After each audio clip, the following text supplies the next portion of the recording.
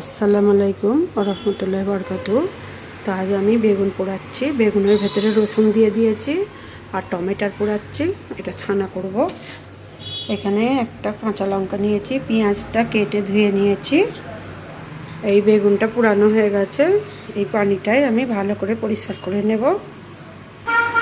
টমেটোটা পরিষ্কার করা হয়ে গেছে।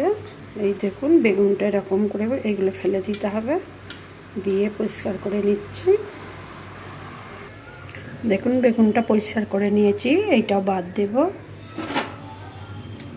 তো ভেতরটা একবার দেখে নিই। এই রসুনগুলো দেওয়া হয়েছিল, সেদ্ধ হয়ে গেছে।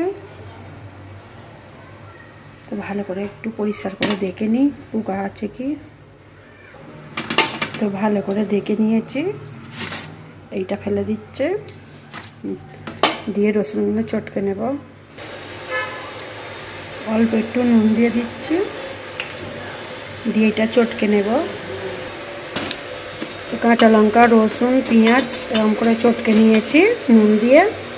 সরষের তেলটা দিয়ে দিচ্ছি।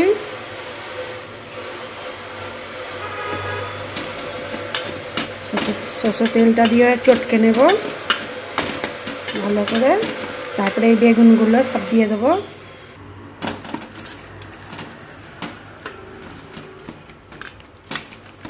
তো হেবি সুন্দর খেতে লাগে। আমারই এটা মাখতে মাখতে জিভে জল এসে যাচ্ছে। এই যে পাতিলেবু দেবো।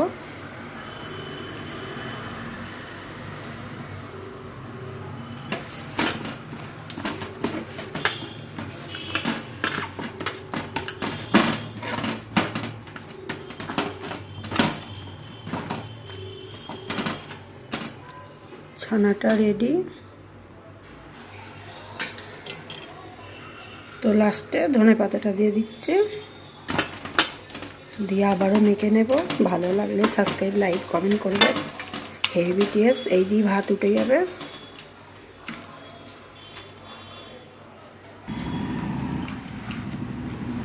এখানে ভাত নিয়েছি, মূলো বেগুন মাংসের তরকারি নিয়েছি, আর ওই বেগুন ভাতটা নিয়েছি। হেভি টেস্টি খেতে লাগবে। এখানে ডাল আছে।